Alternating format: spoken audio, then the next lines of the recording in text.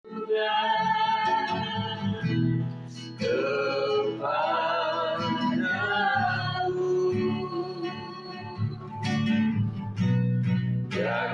manis kau gerak, Tuhan, manis kau gerak, Tuhan, dan hatiku rasukan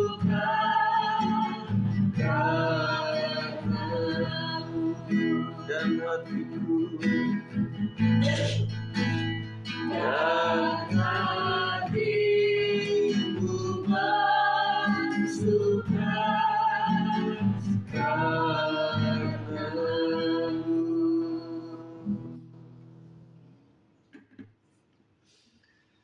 Mari kita akan berdoa. Terima kasih Tuhan, kami sangat bersyukur pada sore hari ini. Berapapun kami yang ada, Tuhan, kami boleh hadir ke tempat ini. Ini adalah anugerah Tuhan yang luar biasa. Dan kami percaya bahwa Tuhan yang selalu baik dalam hidup kami. Dan jika kami merenungkan segala kebaikan Tuhan, merenungkan segala kebaikan-kebaikan dalam pribadi kami, dalam keluarga kami, dan juga di dalam rumah tangga kami, di dalam keluarga besar kami, dalam gereja kami. Dan kami bersyukur Tuhan bahwa semua adalah anugerah Tuhan. Terima kasih Tuhan, kami boleh merenungkan segala kebaikan Tuhan melalui segala macam musim kehidupan kami. Dan kami tetap percaya bahwa apapun itu Tuhan, baik itu sehat maupun sakit, baik itu dalam keadaan kecukupan maupun masih dalam keadaan yang kurang, dalam keadaan yang baik maupun kurang baik, menurut kami Tuhan tetap bekerja untuk mendatangkan segala kebaikan Tuhan. Terima kasih Tuhan, kami siapkan hati kami untuk merenungkan kebenaran ini. Ya Roh Kudus, pimpin kami, sampaikanlah supaya menjadi jelas dan kami mengerti untuknya.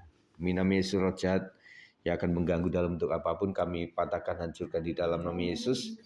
Kami siap untuk menjadi murid yang siap diajar Tuhan. Terima kasih. Demi nama Yesus kami berdoa. Haleluya. Amin. Puji Tuhan, materi ada di grup. Hamba yang setia dan dapat dipercaya. Pembacaannya memang panjang seharusnya, tetapi kita membaca di ayat kuncinya di dalam 1 Korintus 4 ayat yang kedua. Hari ini kita masuk di 1 Korintus ya. Sudah, 1 Korintus 4 ayat 2, 1, 2, 3. Yang akhirnya dituntut dari pelayan-pelayan yang demikian ialah bahwa mereka ternyata dapat dipercayai.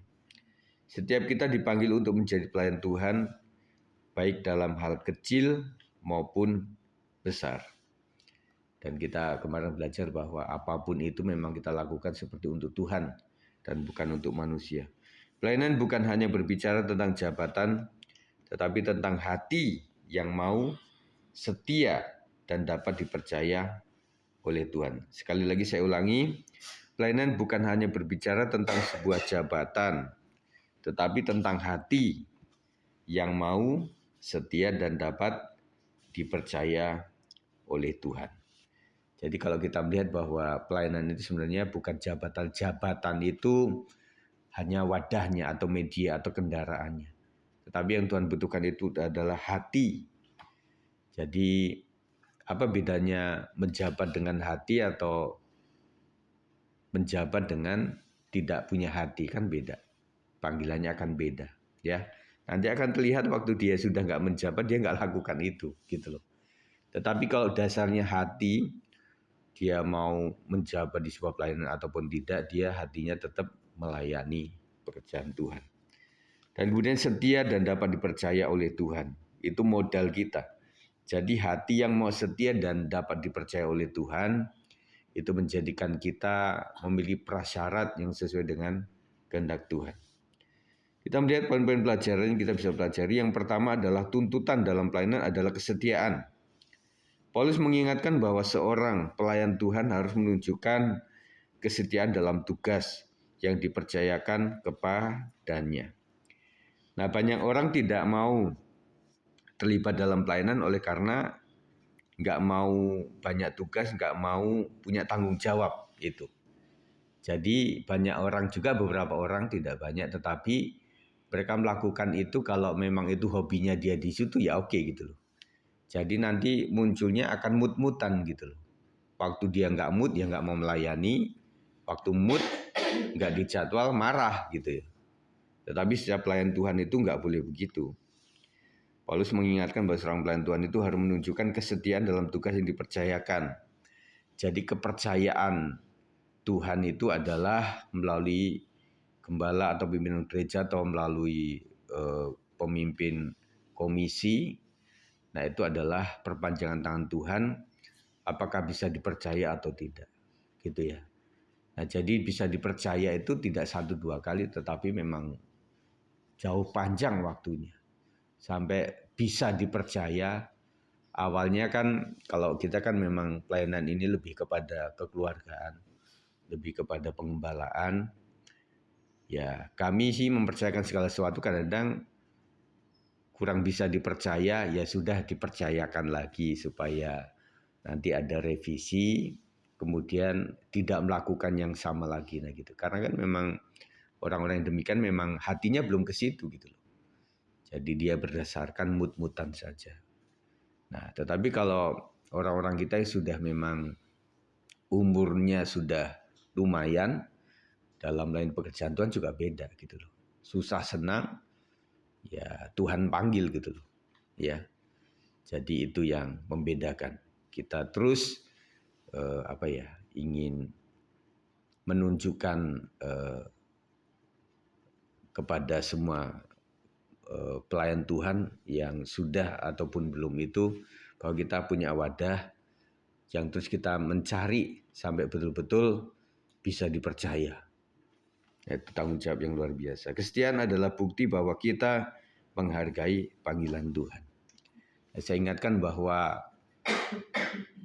kita setia itu bukan menghargai saya sebagai gembala, bukan menghargai misalnya Bang Oto yang menjadi tim PW begitu ya, yang memimpin di situ, enggak. Atau siapapun yang memimpin komisi.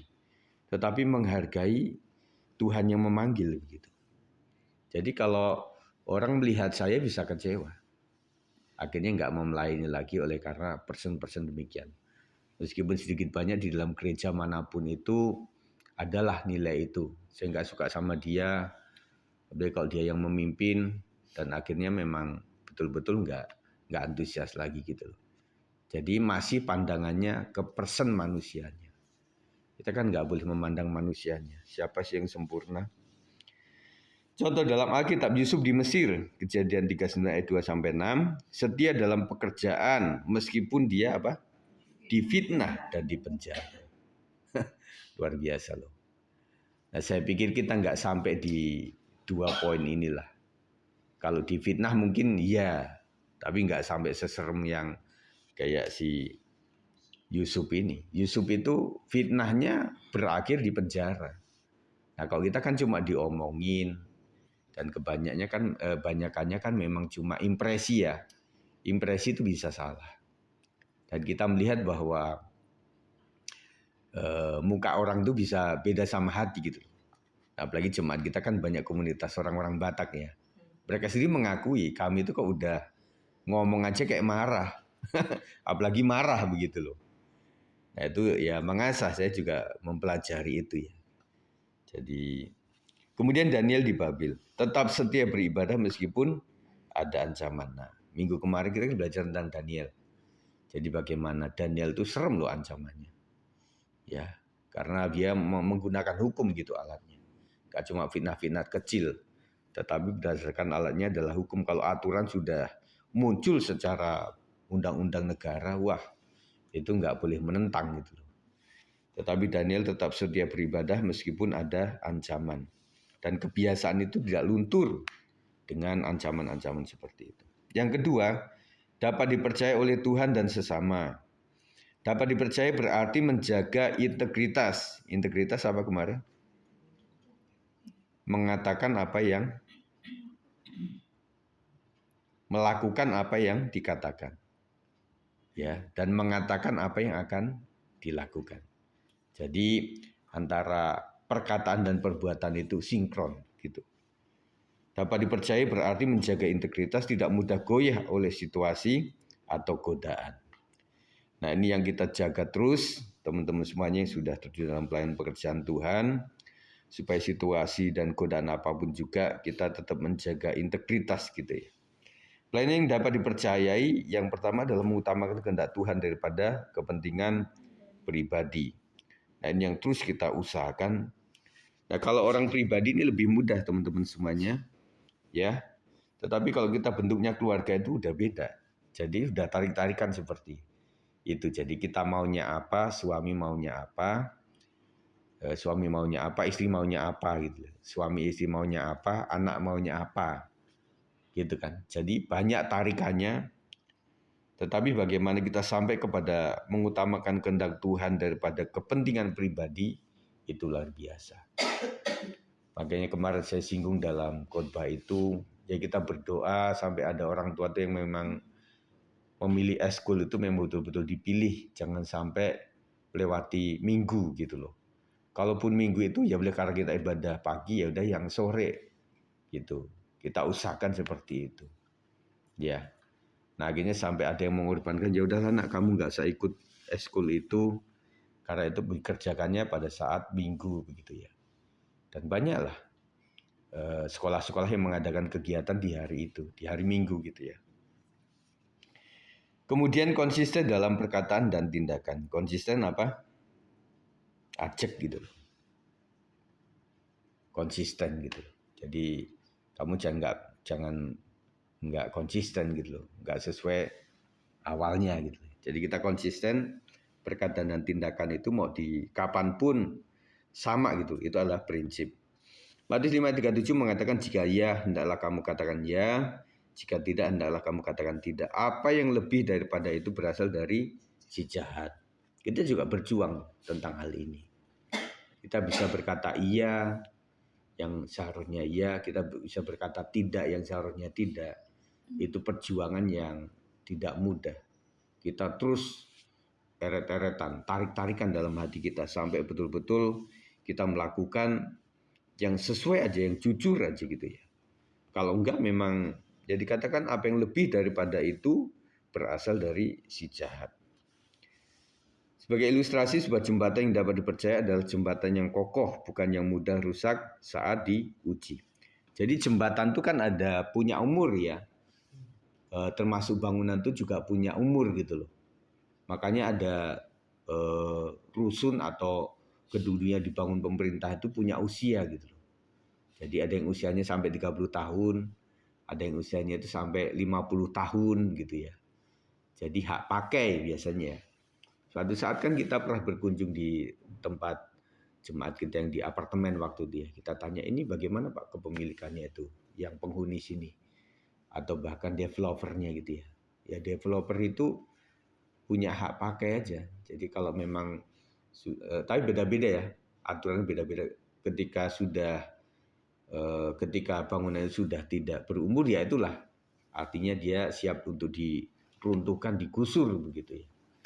Jadi ilustrasinya jembatan yang dapat dipercaya adalah jembatan yang kokoh, bukan yang mudah rusak saat diuji. Yang ketiga, upah bagi pelayan yang setia. Tuhan memperhatikan dan menghargai kesetiaan kita. Amin. Ibrani 6 ayat 10, sebab Allah bukan tidak adil, sehingga ia lupa akan pekerjaanmu dan kasihmu yang kamu tunjukkan terhadap namanya oleh pelayanan kamu kepada orang-orang kudus yang masih kamu lakukan sampai sekarang. Matius 25 ayat 21, maka kata tuannya itu kepadanya, baik sekali perbuatanmu itu hai hambaku yang baik dan setia. Kau telah setia dalam perkara kecil, aku akan memberikan kepadamu tanggung jawab dalam perkara yang besar. Masuklah dan turutlah dalam kebahagiaan Tuhanmu. Nah ini ada sesuatu yang nilainya dalam teman-teman semuanya. Setiap perkara kecil, aku akan memberikan kepadamu tanggung jawab dalam perkara yang besar. Kita tidak boleh membayangkan setia, misalnya ngepel gereja gitu.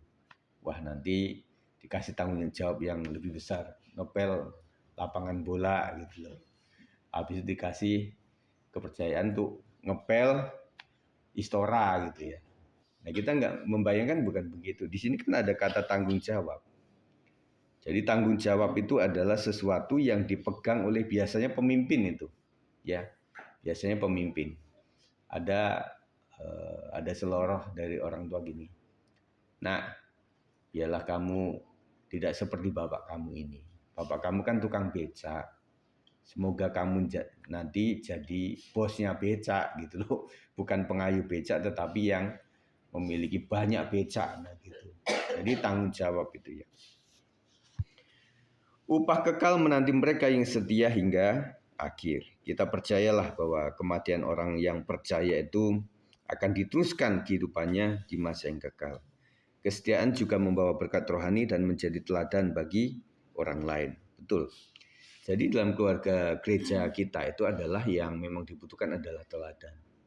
Itulah yang kami berdua juga keluarga jaga terus. Bagaimana meskipun sesulit apa, ya memang siapa sih pendeta yang sempurna kan nggak ada. Tetapi untuk menjadi teladan itu ya termasuk jadi perenungan setiap jemaat. Saya percaya kok setiap jemaat itu pasti melihat kaminya seperti apa. Gitu ya. Jadi makanya inilah usaha kami untuk menjadi seorang leader tetapi seorang pemimpin yang gembala. Bukan gembala yang pemimpin, agak beda ya. Jadi pemimpin yang gembala artinya yang memang kami ya gembala itu seperti saya kemarin gambarkan itu sebagai seorang ayah yang mendampingi anaknya itu kadang di depan, kadang bersama dia, kadang menggendong dia, kadang di belakangnya gitu. Jadi kalau sering dibilang saya kan tuturi handayani di belakang gitu ya. Nah itu kadang-kadang kurang tepat juga menurut saya. Karena suatu saat kita akan melider itu dari depan gitu. Yuk jalannya sini ya. Kayak misalnya membuka lahan atau hutan gitu ya. Dia babat semuanya. Ini jalannya ke sini, jalannya ke sini gitu. Kadang begitu. Tetapi ada banyak beberapa orang pemimpin itu jalannya ke sana. Nih aritnya, ini sabitnya. Kamu babat situ ya, babat. Nah itu salah itu. Babat yang situ gitu loh. Nah, saya pikir secara gambaran orang nggak suka pemimpin yang seperti itu. Ya, dia pengennya bagaimana sih Pak Gembala memulainya, baru kita ngikutin yang lain.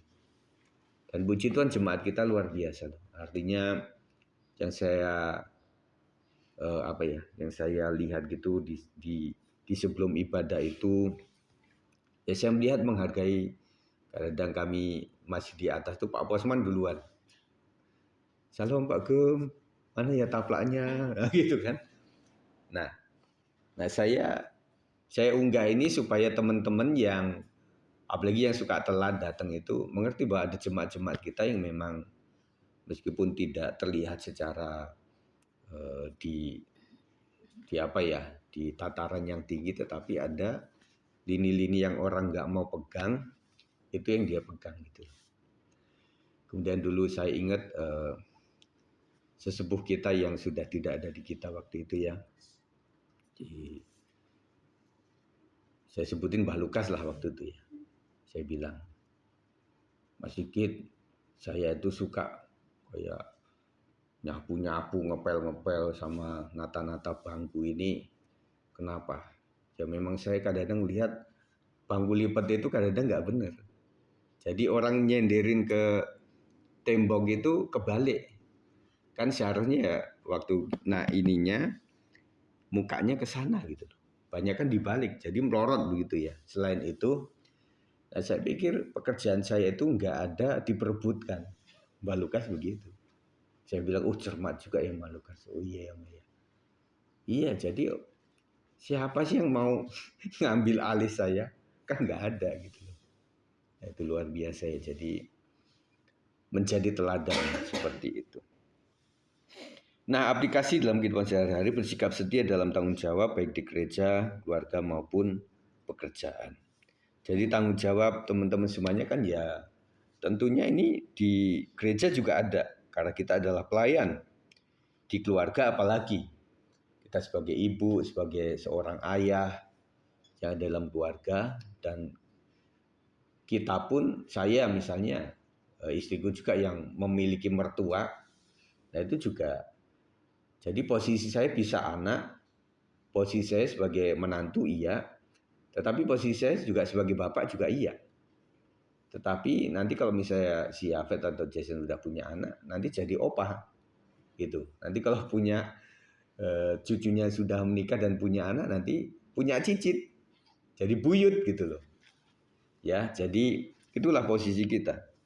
Nah, semuanya mengandung tanggung jawab di situ. Kemudian pekerjaan, kita juga punya tanggung jawab dalam pekerjaan ini.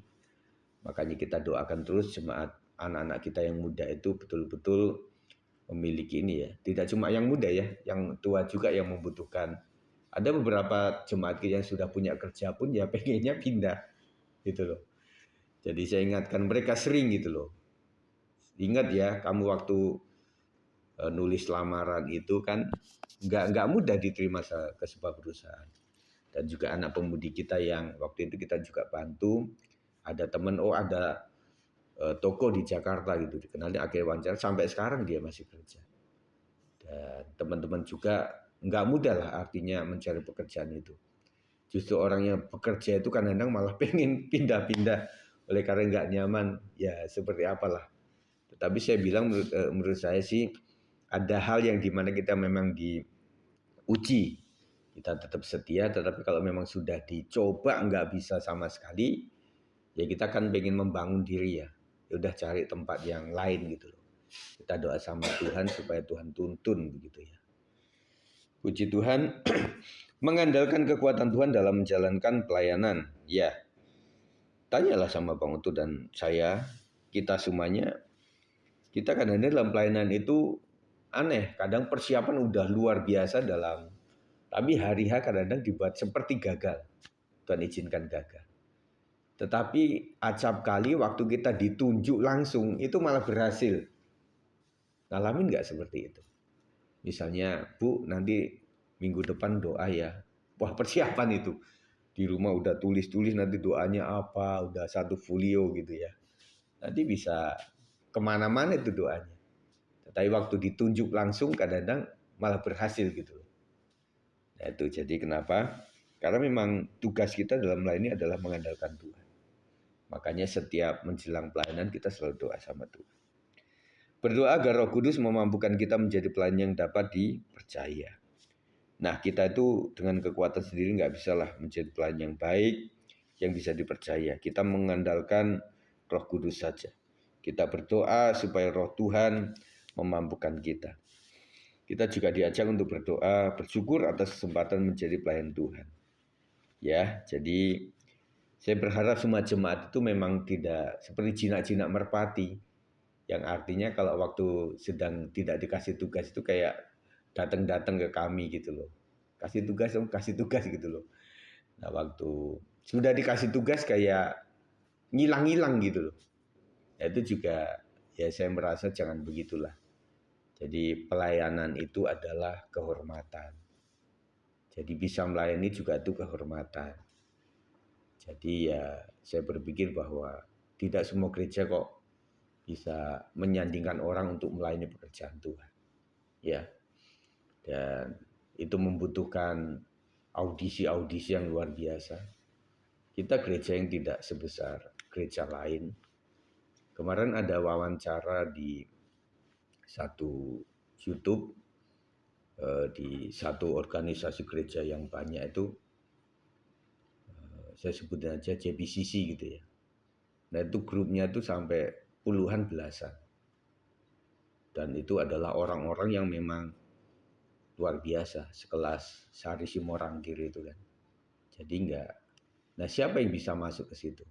Enggak semua orang, enggak mudah. Nah kita ya tanya sama Bang Oto, kadang-kadang kita enggak pakai audisi lah. Yang artinya sesuai, yang penting punya hati dulu dah. Ya yang penting punya hati dan nanti mau belajar saja begitu. Mau mengupgrade dan mengupdate. Itu kita kasih kesempatan. Memohon kekuatan agar tetap setia dan dapat dipercaya dalam setiap panggilan hidup kita. Nah, panggilan hidup kita kemarin saya sudah bahas itu mengenai panggilan Tuhan dan juga panggilan hidup. Nah, kalau panggilan hidup itu spesifik kepada hobi kita, kemudian sesuai lulusan kita, sesuai dengan keahlian kita gitu loh. Nah, itu panggilan hidup. Jadi kalau orang nggak suka masak, jangan coba-coba berbisnis di dalam hal memasak gitu loh. Nanti pelanggan bisa lari semuanya, kecuali dia ownernya. Tetapi saya lihat para restoran itu ya, ownernya yang paling berhasil itu adalah ownernya adalah memang mantan chef. Awalnya itu dia memang meracik semuanya, akhirnya udah berhasil diteruskan kepada kokinya. Masalahnya adalah kalau kokinya lebih pintar daripada bosnya, wah bahaya. Ya, tiba-tiba dia keluar aja, tiba-tiba buka sebelah. Wah, itu kan jadi ancaman gitu ya. Nah, kebanyakan kalau teman-teman kita dari Tionghoa itu sampai opa-opa sampai cim-cim di daerah kota tuh ya, dia itu yang racik sendiri sampai betul-betul inilah resep yang nggak bisa digantikan oleh orang lain. Berdoa untuk jemaat agar setiap orang menjadi saksi Kristus yang setia. Nah, saya selalu mendoakan jemaat, mendoakan teman-teman semuanya ini supaya dimanapun berada menjadi sukses. Sukses yang pertama adalah sesuai dengan panggilan hidup. Yang kedua adalah sesuai dengan panggilan Tuhan. Nah, panggilan Tuhan itu adalah dimanapun panggilan hidup kita, dimanapun tempat kerja kita, status sosial kita, kita tetap menjadi hamba Tuhan. Jadi lakukan segala sesuatu seperti untuk Tuhan dan bukan untuk manusia. Penutup, Tuhan tidak mencari orang yang sempurna, tetapi Dia mencari orang yang setia. Kita baca sama-sama. 1, 2, 3. Tuhan tidak mencari orang yang sempurna, tetapi Dia mencari orang yang setia. Nah, ini sebagai prinsip dalam pelayanan kita. Ketika orang mencela kita, kita bisa bilang gini, Tuhan tidak mencari kesempurnaan saya, tetapi Tuhan mencari kesetiaan saya. Nah, saya pikir orang sempurna di luar sana banyak banget lah. Tetapi orang yang setia itu sedikit. Ya. Jadi orang bisa setia dalam hal apapun, tetapi kadang-kadang motifnya juga. Makanya dalam teguran di firman itu, janganlah menjadi hamba uang. Jadi hamba uang itu bukan berarti orangnya nggak perlu duit. Saya pun perlu duit, saudara. Gereja kita membutuhkan duit. Tetapi hamba uang itu adalah hamba itu kan menghamba. Jadi tuannya uang. Jadi uang adalah bosnya.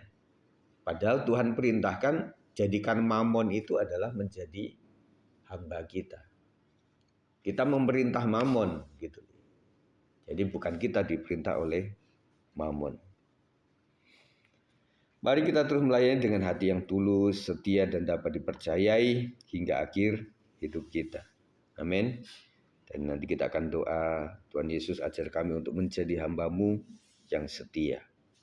Apakah kita berdoa, Tuhan jadikan aku setia? Jadi subjeknya siapa kok kita pengen setia itu? Yang pegang remote siapa? Ya bukan Tuhan yang pegang remote. Tek, setia, ayo setia. Kayak robot gitu ya. Enggak, waktu kita Tuhan buat aku setia, enggak. Nah, kamu upayakan dengan kekuatan kamu supaya kamu betul-betul setia. Tetapi Tuhan tetap mendampingi. Karena Dia adalah Immanuel yang menyertai kita. Bukan berarti menggantikan kita. Posisi kita tetap mengerjakan apa yang menjadi panggilan kita. Selanjutnya Tuhan yang menyertai. Waktu kita sakit, Tuhan akan memberikan kesembuhan. Waktu kita susah, Tuhan akan menghibur kita. Waktu kita membutuhkan pertolongan, Tuhan tolong kita. Waktu kita membutuhkan tools atau alat untuk melayani pekerjaan, Tuhan kasih sama kita. Dan Tuhan seringkali bicara, mintalah tentang karunia-karunia itu. Jadi minta itu. Jadi kita meminta kepada Tuhan. Nah kalau Tuhan bisa nggak kasih, kamu karunia mengajar, kamu praise and worship, kamu karunia untuk menginjil, kamu karunia untuk mengembalakan, karunia untuk menjadi rasul. Bisa nggak begitu? Ya bisa. Tetapi kita usahakan itu. Berikan kami hati yang selalu mengutamakan kehendak-Mu dan mampukan kami menjaga integritas dalam pelayanan. Itu saja saya sampaikan. Kita akan berdoa sama-sama ya. Terima kasih Tuhan, kami ucap syukur untuk renungan pada saat sore hari ini. Dan kiranya ini membekas dalam hati setiap kami supaya panggilan akan melayani pekerjaan Tuhan sungguh-sungguh memampukan kami untuk tetap mengandalkan Tuhan, tetapi juga tidak berdiam diri, kami tetap berusaha untuk mengupgrade dan mengupdate, sehingga kami juga kedapatan tidak tercela di mata manusia maupun di mata Tuhan. Kami percaya Tuhan bahwa orang yang mahir, orang yang cakap akan berdiri di istana-istana dan bukan di depan orang-orang yang hina. Dan jadikan kami mulia oleh karena Tuhan yang menolong kami. Terima kasih Tuhan. Dan sebentar kami akan berdoa sahabat sama-sama. Tuhan akan memberkati kami. Demi nama Yesus kami berdoa. Haleluya. Amin.